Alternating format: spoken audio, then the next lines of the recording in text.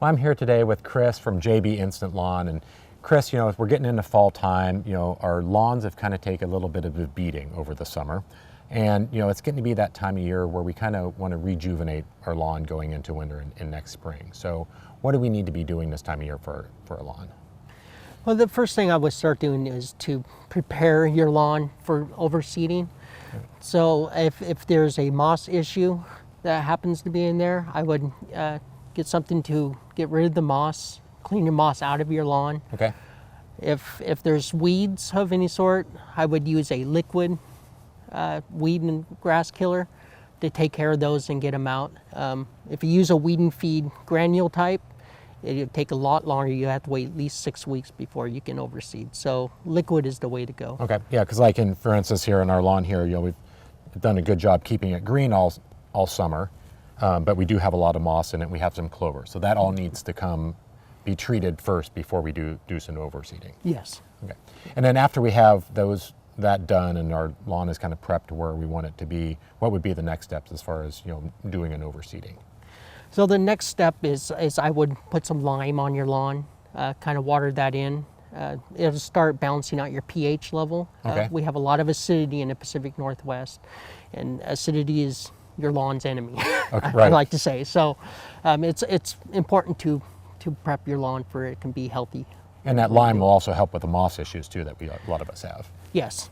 Moss is very acidic. It loves acidic soil. Okay. Weeds also like acidity. So if we can keep the pH healthy, along with our overseeding, we're really going to help choke out some of those things you don't want. Okay. And then picking out seed, JB has a great line of seeds, which is nice because it's all, it's a local company. You're picking out seeds that do grow here in our area. So, you have several different types of seeds. So what do we need to look for when we're picking out a grass seed? So the first thing I like to point people to is our bags have direct sunlight hours on each of the bag. So that's really going to help you pick the right varieties for the area you're wanting to seed, because different varieties work better in the shade, as different varieties work better in full sun. So all of our bags have signature sod quality seed from the Pacific Northwest. So you're getting the highest quality seed that you're going to get. Yeah, which is important. If we're putting the money and investing into our lawn, we want to make sure it's nice. Yes. So Chris, I noticed on the backs of the bag it lists various different types of grass seeds. What are all of the different types of seeds, or what are we supposed to know about those?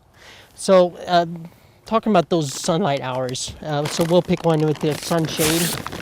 You'll notice that there's 2 different varieties of perennial rye, which likes that full sun area. Okay. And those fescues that are mixed in here, the fine fescues, are for more of a shade tolerance, which is why the hours start to drop for each bag. For instance, this one with the 6 hours or more, it's 100% ryegrass in here, 3-way ryegrass.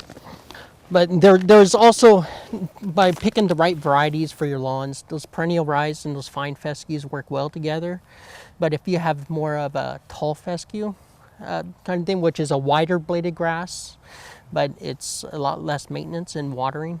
So those kind of fescues are different, but they're great for our territory as well.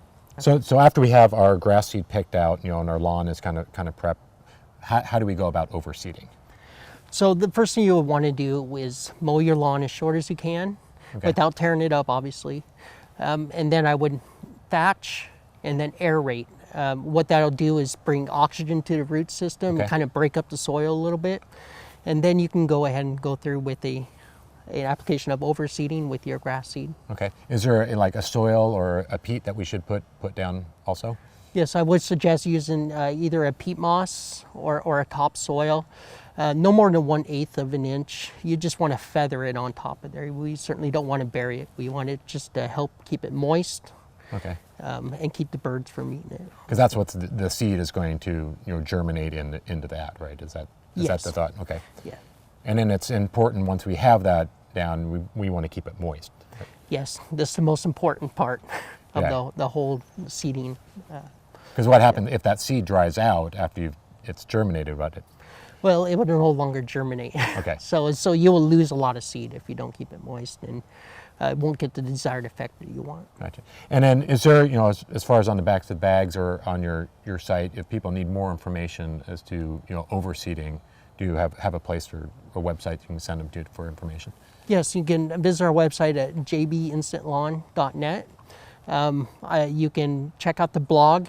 A lot of great things in the blog about proper fertilizing throughout the year, overseeding, about the aeration, and lime. So great information. Right, all good tips, because I know, you know, a lot of our lawns did take a beating this summer. So, you know, for more information on how to get your lawn kind of back to life and looking good for this winter and next spring, make sure you go to gardentime.tv or to go to the JB Instant Lawn website, or we'll click you over for all the information. So make sure you get out to your garden centers and pick up some grass seed today. So Chris, it's been a pleasure being out here. Thank you. Senior, thank you.